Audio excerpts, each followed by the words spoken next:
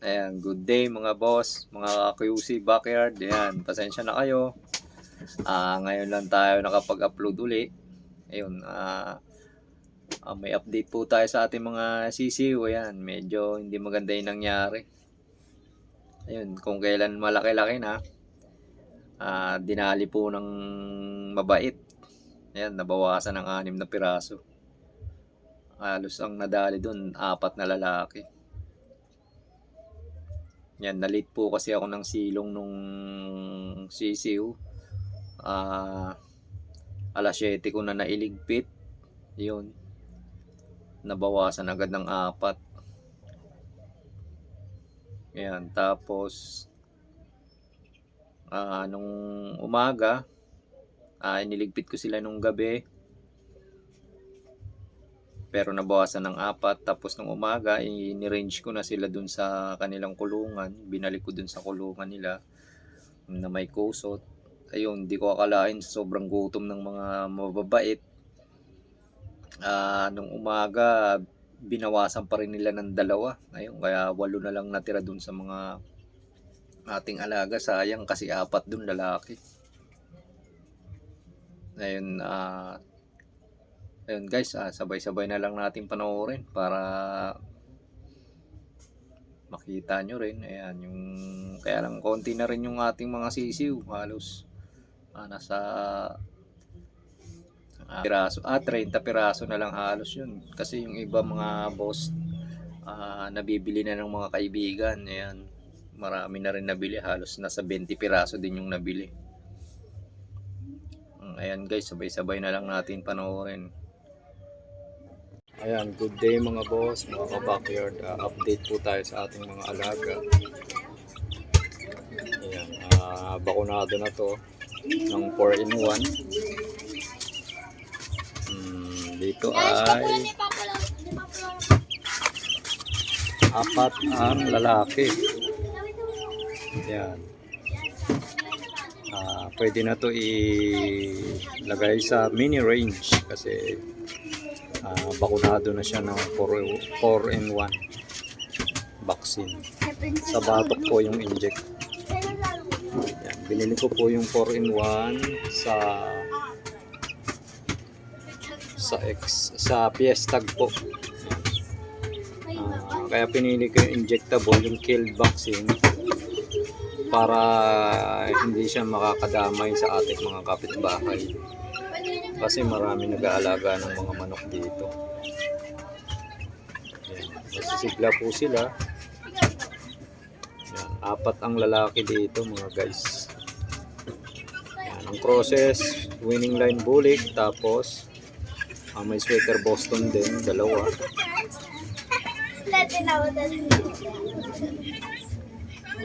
Kaya lang dun po sa likod is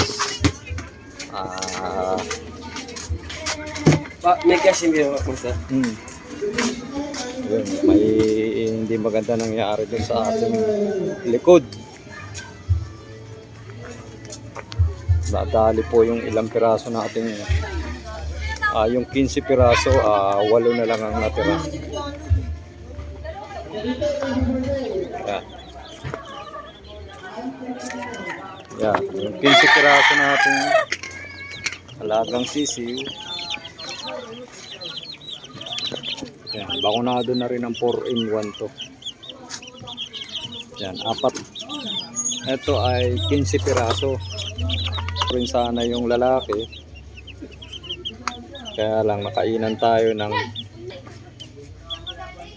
yan, nakainan hindi natin nailigpit ng maaga, alas 7 pa lang. Binanata na ng daga.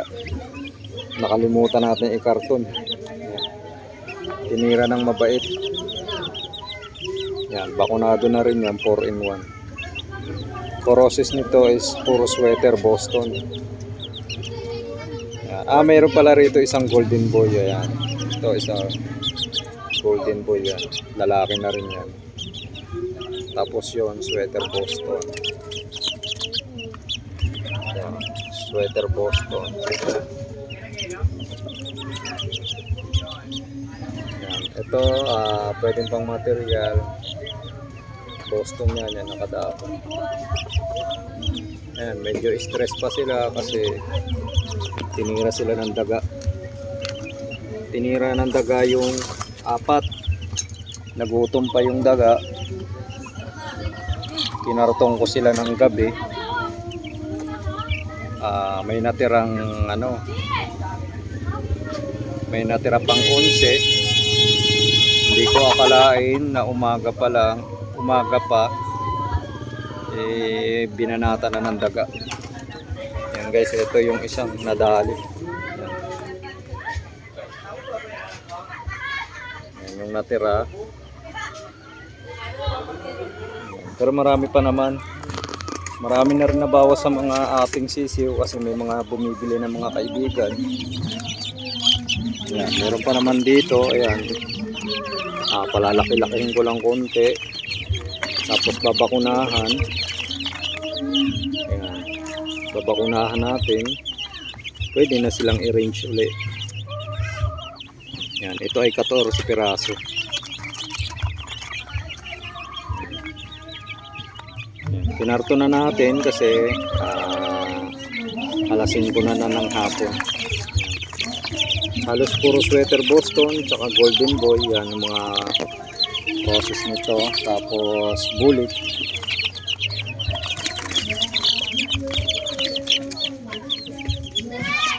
Yan guys, dito ko na lang tatapusin ang aking video. Kung nagustuhan niyo ang aking video, pahingi naman tayo ng konting like at saka subscribe po mga idol sa mga nanonood nito. Ayan, maraming salamat po and God bless po sa ating lahat.